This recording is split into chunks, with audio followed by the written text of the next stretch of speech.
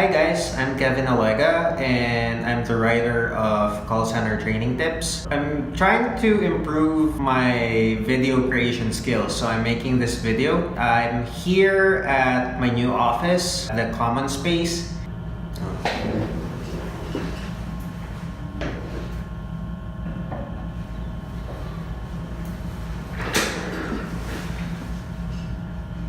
Okay, so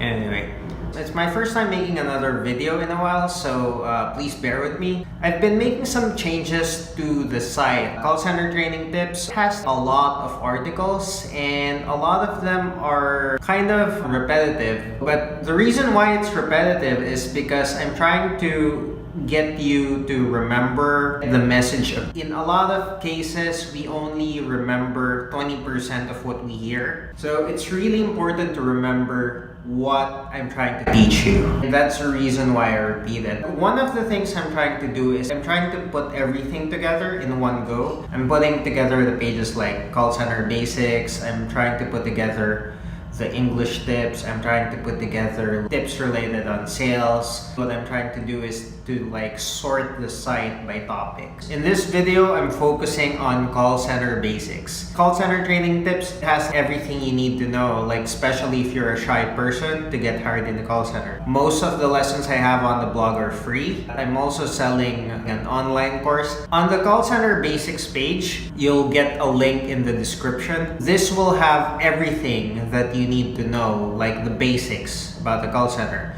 So I'm going to answer the following questions like what is a call center, what's a BPO, what is a call center account, what is inbound and what is outbound, what is a B2B and what is a B2C, what are the common call center jobs, what are the job application requirements, what kind of computer skills are required in the call center, how long is the job application process, and the pre-employment checklist. So the first question is, what is a call center? Now, Wikipedia says that a call center is a centralized office used for the purpose of receiving and transmitting a large volume of requests by telephone. So a call center receives requests by telephone. So a call center is operated by a company to administer incoming product support or information inquiries from customers. You provide support and you answer inquiries from customers. Outgoing calls for telemarketers, clientele, product services, and debt collection are also made. This is related to inbound and outbound. So if it's inbound, you usually provide support to customers giving the call. For outbound, you usually do some telemarketing, inquire with clients, and you also collect some debt. So you'll hear those words commonly when you apply or work in a call center. One other thing I'm covering is what is a call center for me? So for different people, there are different answers.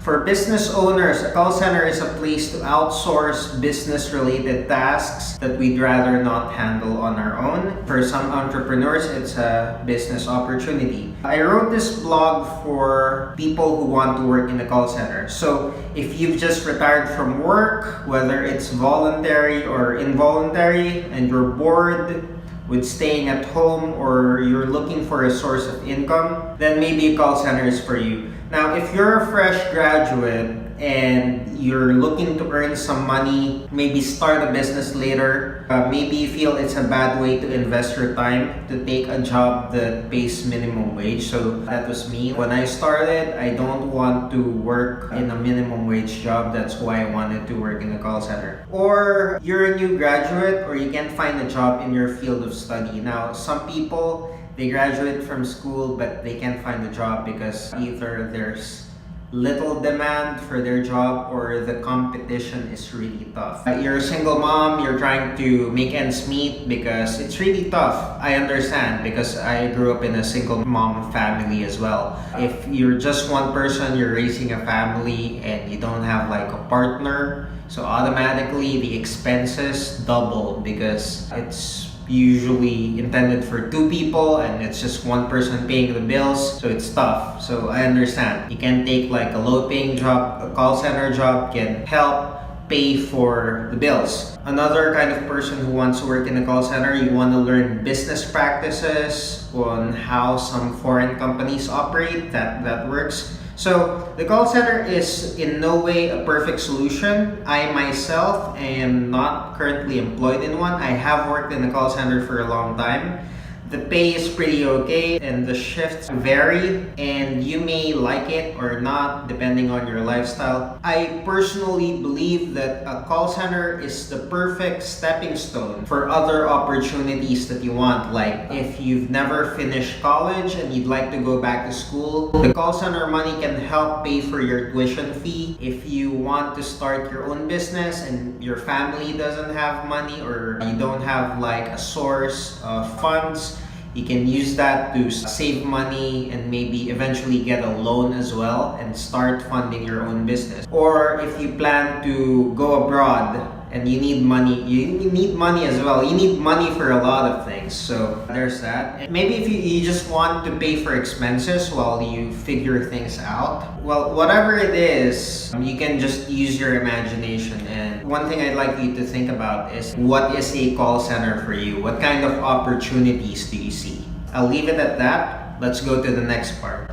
So the next part is, what is a BPO? One question that I get asked often is, what is a BPO and how is it related to call center work? Because some people, they don't know the difference. So like call center, BPO, they get that interchange. But sometimes it's okay to have that interchange. So in this part, we're going to discuss what a BPO is and how it can help increase your chances in getting hired in the call center. Understanding what a BPO is will enable you to understand what kind of job you're getting into. And as a result, you'll be able to prepare better. BPO stands for Business Process Outsourcing. And Business Process Outsourcing is simply a series of steps that are necessary for the survival of the business. Now, examples of business processes include the sales process, customer support or customer service, order taking, collections, documentation, and so on. So that's what a business process is. Now, outsourcing is asking someone to do something for you and paying them to do it. The reasons why you might want to outsource something is because it's cheaper or cost effective, or the company or person you're outsourcing things to can do it better than you. What are examples? Like, what do you outsource? You outsource medical advice. So you don't have the time or you don't have the money to go to medical school. So you outsource your medical concerns to a doctor. Maybe you outsource your laundry to a laundry shop. You ask them to do it. Fast foods and restaurants are where we outsource food preparation. So you don't have time to cook at home. You don't have baon. You just go to a fast food or an eatery or a restaurant. Public transportation is where we outsource transportation needs. You didn't buy a car or you don't want to buy a car, you can like get an Uber, you can get Grab or something. Business process outsourcing is the same as outsourcing our tasks, except they're outsourcing business processes. So almost any business process can be outsourced. If you're not familiar with it, most companies have like a lawyer. They outsource legal services. They outsource janitorial. If you've heard of agencies, they outsource promodizers, and that's the idea. In the case of call centers, they outsource customer service. They outsource technical support. They outsource the sales. To call centers here in the Philippines, the outsourcing company will receive the work and get paid for the work. That's where you come in. I'm going to talk about what a call center account is. I often get asked, what is a call center account? If you're new to the call center or BPO industry, it's one of the first few call center words you'll learn about. What is an account? An account is simply the name of the company that hired the call center company that you're working for. For example, a really popular call center is Convergys or Teleperformance. And let's say their account is called Sprint.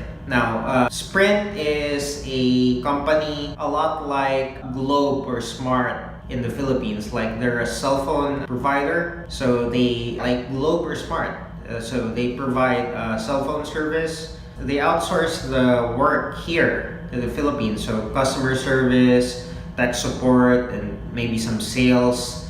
So you're the one who's answering their call. So like, for example, if you call Globe or Smart, nawalan ka ng load, or you have problems with your internet, you're gonna call them and they're gonna answer. The call center account is the employer's client that you represent. When you answer the phone, you don't say thank you for calling Converges or thank you for calling people support or they don't exist anymore. They're now Teleperformance. So thank you for calling Teleperformance. You don't answer it that way. You usually say thank you for calling the name of the account. So thank you for calling Sprint, or thank you for calling Comcast, or the company name. That's the idea.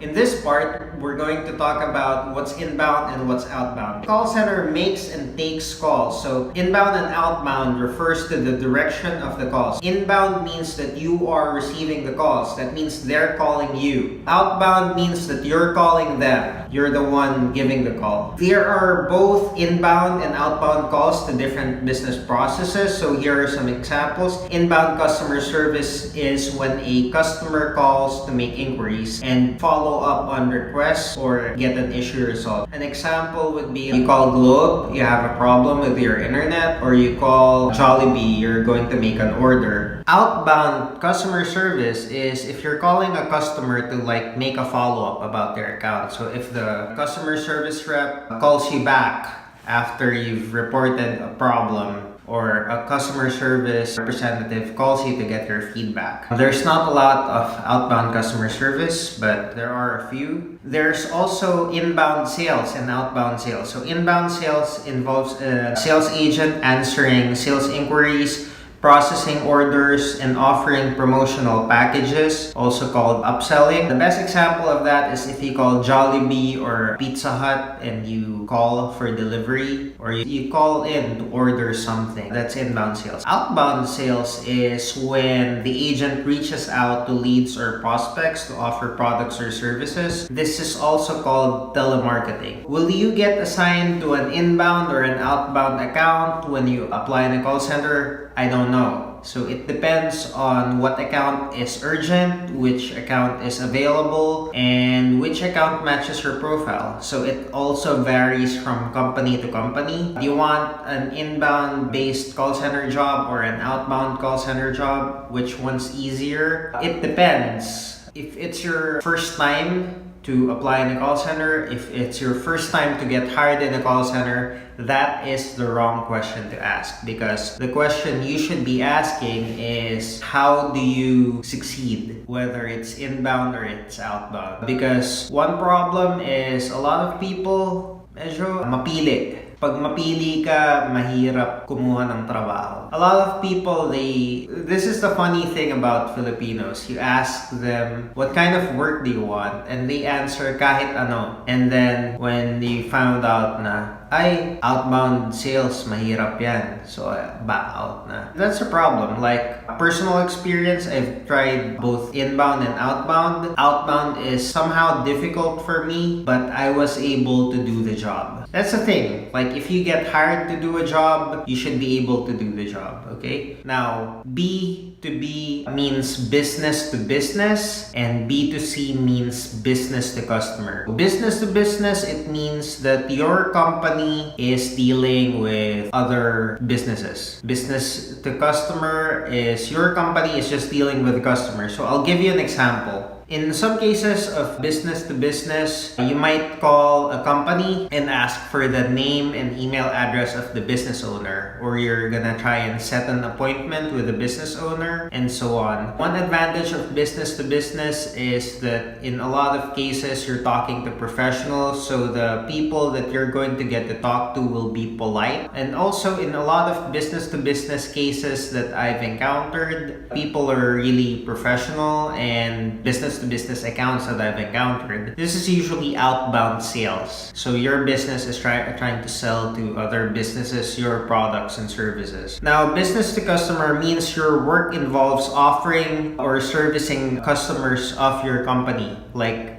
my example earlier, like for example, you work for PLDT or Globe Telecom, you're talking to their customers directly, okay? So which is better? It depends. Business to business is often more predictable because it's a professional environment, so the responses are kind of repetitive.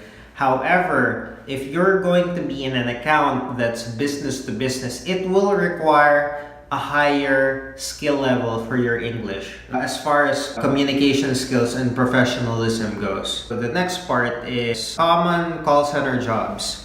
So the three most common call center jobs are customer service, sales, and tech support. So there are a lot of business process being outsourced to the Philippines. So call center companies receive outsourcing requests and projects from different companies abroad, and local call center companies are also starting to accept call center projects from local companies, and some local companies are also putting up their own call centers. So there are a lot of opportunities out there. Call center jobs are solutions to problems.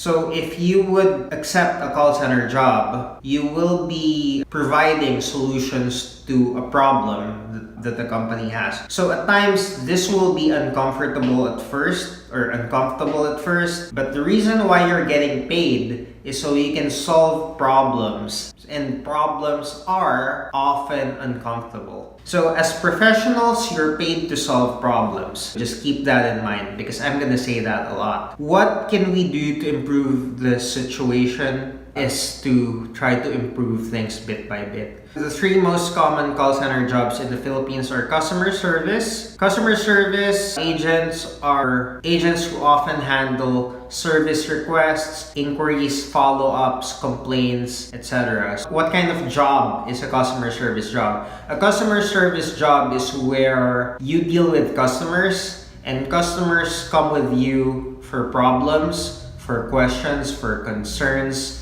inquiries, and that's the idea. The best example for customer service, you call PLDT, your internet's broken, your telephone's broken, you call maybe your credit card company, you ask them if you have questions about your bill. So those are customer service jobs. Technical support, it's very similar to customer service. Technical support agents or representatives often handle troubleshooting, help desk requests that are mostly technical in nature or specific to certain technology. So tech support, they usually fix technical problems. So it's like customer service, but technical. So it's really that simple. So tech support is like technical customer service. That's the idea. Because like just quick trivia, sometimes customer service is called customer support. Sales representative. Sales representatives are people who try to help the company make money. And the way you do that is by selling or by offering your products and your services to customers or prospects. What is the best job? Is it customer service? Is it tech support? Is it sales? Again, it depends, because it depends on your personality, it depends on the skills that you already have, it depends on your interest. Now, personally, in my case, if you want to make a career out of call center work, if you want to eventually grow, to progress in your career, maybe become a manager, or maybe start your own business, it's a good idea to have a grasp on all of it. Because if you become a manager, if you own your own business, you're going to do some... Okay, so what's the best call center job? Would it be customer service? Would it be technical support? Would it be sales? It depends. If you have no ambition, you can just take whatever. But if you have high ambition, if you have plans for higher career, maybe become a manager or maybe become a business owner, I would recommend that you try all three at least once. Because if you become a manager or if you become a business owner, you're gonna do some customer service work. Because in any business, some customers are gonna be angry. Some things just need to be fixed. So you need to learn technical support as well, because like it's expensive to hire IT people, and if you hire IT people and you have no knowledge, even basic technical knowledge, you're gonna lose a lot of money. And also, if you're going to become a manager or you're going to have your own business, you need to learn how to sell, because to get promoted, you need to be good at communicating your value. I highly recommend that you try customer service, technical support, and sales at least once. And the other thing is, the better you are at one of those three jobs, the better you are at the other jobs. For example, if you're in customer service and you know sales, That means that you can explain your solution better, because salespeople, they're good at explaining things. If you're in sales and you've done some technical support, you can explain like the technical side of what you're selling. You're going to be able to give in some details. You're going to be able to give your customer some step-by-step. If you're in technical support and you have some customer service experience, you can have some patience. You have more patience because in customer service, you're gonna talk to a lot of angry people. The angrier they are. In technical support, you sometimes don't talk to a lot of angry people, but every now and then you encounter a really angry person, and that person's gonna like chew you up. Now, if you don't have any customer service experience, that's gonna be a big problem for you. Personally, if something is difficult, you don't avoid it. You actually expose yourself to it. You get used to it. You get good at it. It's a lot like you don't know how to swim. You're gonna have a problem later on. It's kind of like that. Like you get used to it. You get comfortable. So one skill will complement the other. The next part is the call center job application requirements. So the call center industry is an equal opportunity employer. Recruiters working for call centers don't care if you're tall, short, fat, thin, rich, poor, or whatever. As long as you pass the call center job application requirements, you will get hired. Call center hiring managers are only interested if you can get the job done. So remember, call center hiring managers are only interested if you can get the job done. So if you can prove in a call center interview that you can do the work, then you are guaranteed to land a job in the company. So that's all you need to remember about getting hired in the call center. What are the call center job application requirements? The first one is conversational English skills. So having good communication skills are required for the job. Here's the thing, you will be talking mostly in English, so you better polish up on this skill. It doesn't have to be perfect. In a lot of situations, you will be reading from a script, and then eventually the script you'll be able to memorize it, and then maybe later on you'll be able to modify it to suit your personality. However, your English needs to be good enough for small talk, asking questions, explaining the process, giving directions, telling stories, and the like. So that's what I talk about in the English module. In the English module, I always talk about introducing yourself, telling stories, giving step-by-step instructions, and asking questions. Avoid making pronunciation errors like B and V. So some people, they make their B's and their V's backwards. Instead of saying victory, they say victory or something like that. But you know the difference because everyone knows Jollibee. So that's B. And everyone knows, what's a V? A vagina. So it's a V. Avoid making pronunciations including P and F. So P is like the letter P, the letter F. So example of the letter P is pork, or pork can be pata. So some people, they get it backwards. Like you hear people, when they're really angry, they say pak you, or it's F, right? Okay. Anyway, so yeah, avoid mistakes like P and F, and then finally the TH sound. So make sure you get the TH sound right. The TH sound, the most common that you're going to need to fix would be, in the TH sound would be the number 3. So practice like 333. Also practice the word the. I don't know, there's a lot of TH words. Please use Google. My blog also has a lot of different lists that include the TH sound. Remember that my blog also has several exercises to improve your pronunciation. You can also check out the top 100 used words in the English language to check your pronunciation. My blog also has that list. More importantly, practice with a friend who works in a call center, or practice with a friend who's good at speaking in English. Yeah, the other tip I have is you can start thinking in English, so you don't need to translate before you speak. So practice thinking in English, read in English, write in English, maybe pray in English, and speak in English whenever you can. So like if you're ordering food from Jollibee, I'd like to order a chicken joy, and instead of ate isang chicken joy, diba?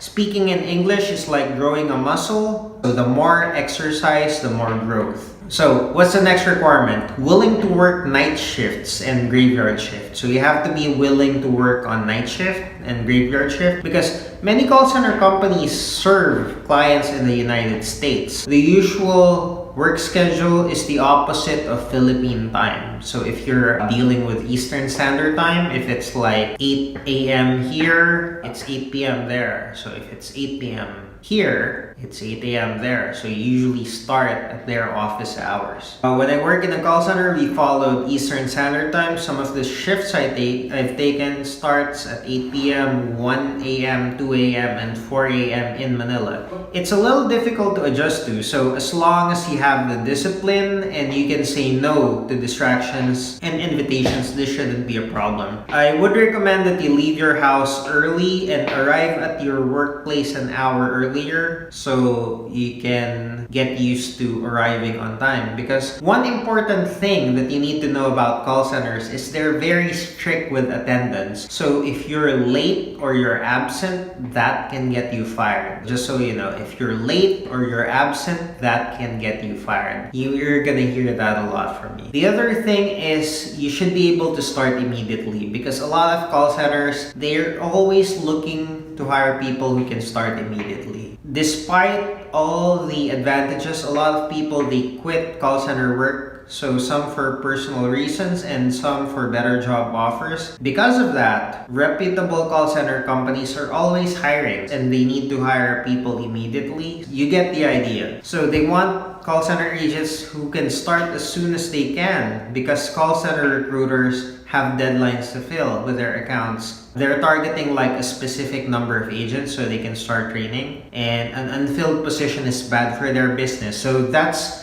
when you apply, you need to be confident because they need you, but you need to be good at English so they'll hire you. You need to be above 18 years old. So if you're below 18, you have to wait until you're 18. And they hire people up to around 50 plus. So even if you're like 50 plus, as long as you're good at speaking in English and your computer skills are okay, then that's fine. Skills are an advantage, but just so you don't get confused, call center companies don't require you to be extremely good at the computer, just good enough to know how to operate a computer. Basic computer skills that are required for a call center. What do you need to know about the computer so you can be a good call center agent? You need to be able to turn on a computer. You need to know how to use Word. You open, save, and edit files. So if you created your resume, that would be a good example of using a Word document. You need to be able to browse the internet, search Google, do some email, and use some Facebook. So if you're watching this video, chances are you already have Facebook, you've met me on Facebook, or you've Googled call center tips and you found my site. And you need to know how to access basic computer tools like the calculator and notepad. So those are really easy. So most of the time you'll be working from a phone line that's attached to a computer. So you also need to be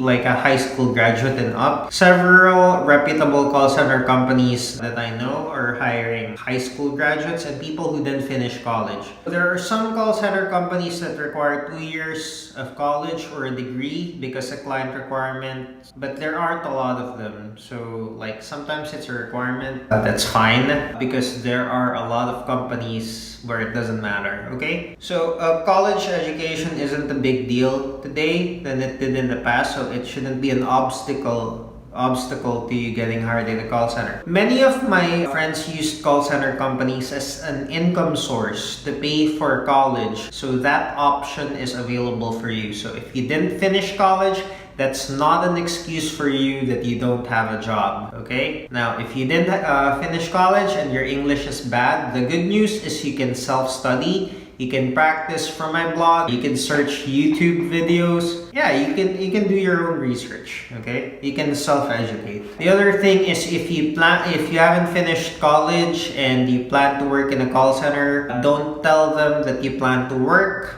and study at the same time because that's going to be a problem. Tell them that you plan to work, save money, and after a few years go back to school because it's really hard to like put the two together, like working and studying. Here's the truth. If you work at night, you're going to need more hours to sleep. Hindi ka pwede magpuyat. What kind of computer skills are required in a call center? Depending on what kind of call center work you will be doing, your computer skills are important. Computer skills are a basic skill in life right now. So a lot of people I get to talk to, they tell me that they do not have the computer skills or aren't computer literate. But when I ask them questions about what they know, I found out that most people who tell me that they're not good at the computer, they're actually good enough.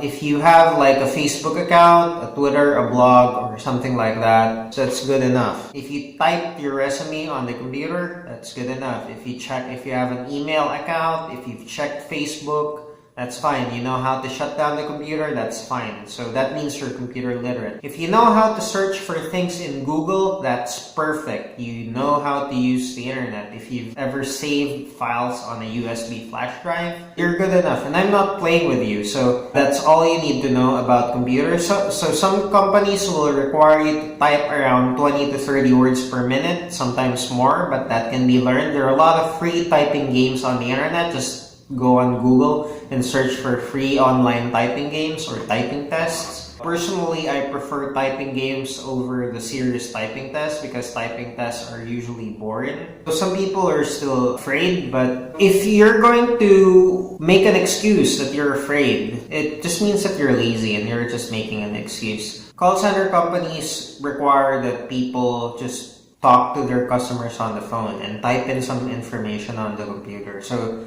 that's all you need to do. So that's the reason why you only need like basic computer skills. So another question I get is like, how long is the job application process? Just so you know, many call center companies follow a one-day process. So that means you can already find out if you pass or failed within the same day. That's a good thing. You don't want to waste your time. I want to remind you that if you fail to pass in a call center job, that's fine because you can always move on to the next one. When you move on to the next one, you take whatever lessons that you learned in your failure and use that to make your next attempt better. Whether you pass or you failed, take your notebook and write down what lessons you learned, and that's all you need to do to keep going, because failure is a part of the process. And if you want success, you need to collect your lessons from failure, because the lessons that you collect from your failure is the building blocks for your success. The one-day process can mean anything. It can start in the morning, and the longest you can stay in the process is maybe until the evening. So sometimes it's like that long. Sometimes you start in the afternoon and then you end up late night, or maybe you end up the next day. It's usually like just within a 24-hour period that you can find out if you're hired or not. The other thing is, the longer the interviewer lets you stay, the better. It means that you are moving forward with the next part of the process. Every time you go through a stage in the interview, make sure that you ask your interviewer for some tips on how to do better on your interview, how to make sure that you pass. We're close to the end. I'm gonna talk about the pre-employment checklist. When you look for work, aside from passing the interview and exams, you'll need to submit some pre-employment checklist. The pre-employment requirements are a common chore that needs to be done to finalize your job hunting process. So items in a pre-employment checklist are often standard for most call centers and most jobs that I've applied in. In case it's your first time to apply, or if it's your first time to apply in a long time, here are some of the documents that you'll need to prepare in advance. I took this list from a couple of my past employers, and I found some lists while I'm cleaning up. The primary requirements are often required immediately, usually within the same week or the week that you get hired. You need the SSS document. You need a printout that came from the SSS that has your full name, SSS number, and your birth date. You can visit the SSS website to obtain this. You need your tax identification number document. You can visit BIR for that information. You'll need an NBI clearance. You need the original copy. In a lot of situations, you can get this the same day, but if you get a hit, you're going to take more time. Police clearance, you just need to visit a nearby police station. In my case, it's in the city hall. And then you'll need to take a medical exam. So the medical exam is often provided for free by reputable call center companies. If they ask you for a medical exam, just ask for details. Make sure that you pick up your stool and your urine container and enjoy the experience. You need a photocopy of your IDs. You also need some ID photos. So some samples of primary IDs include the unified or digitized SSS ID. If you have a driver's license, you have a passport, you have a PRC ID, a postal ID, a voter's ID, a TIN ID, a PhilHealth ID, and so on. You have a marriage contract, also might need the transcript of records or diploma. If you have any loan information, you need to submit that. Birth certificate, certificate of employment, tax withheld from ITR, 1x1 or 2x2 photos. For those photos, I get mine from Tronics. This is not a sponsored message, but what's cool about Tronics is you can get your photos for less than 80 pesos and you can find them in almost any SM mall. Or I got mine from Festival Mall, but if you can find a cheap ID photo company, that would be fine. The other reason why I talk about the documents that you'll be submitting, so if you want to apply in the call center, you're going to spend on those IDs if you don't have them yet. It's just something to keep in mind when you plan your budget, when you apply in the call center. You're going to spend on money to go to the call center company, you're going to spend money on the food, and then when you get hired, you're going to spend money to get to your requirements, and then you're going to spend money until your payday. Make sure that you don't spend too much money on personal, non-important things. So if you fail to submit your call center requirements, they usually withdraw the job offer. So make sure that you get that done. This is the end of Call Center Basics. Thank you for patiently watching. If you want more of these kinds of videos, please let me know by sending me a message, and I do my best to answer each message when I'm online. So remember that this is not a sponsored post, so if you've watched this until the end, please show your support. You can buy my book, you can make a donation to keep the site alive. Please subscribe on Facebook and on our YouTube channel. And when you're done, please share this with your friends who need help in getting hired in the call center. Make sure that you sign up to my email list and join our growing list of subscribers. We may never meet, but I'm happy I'm able to contribute to the advancement of your career through my writing and my videos. And thank you for watching this. Thank you for reading the blog. Thank you for your attention. And always remember that if I can do it, you can do it too. Successful people are willing to experience temporary discomfort and do difficult activities that unsuccessful people are not willing to do. So they're able to build the life and enjoy the benefits that unsuccessful people will never have. And remember that I'm praying for your success. Thanks again. Thanks for watching. I'm gonna make another video soon. Stay in touch. Bye guys.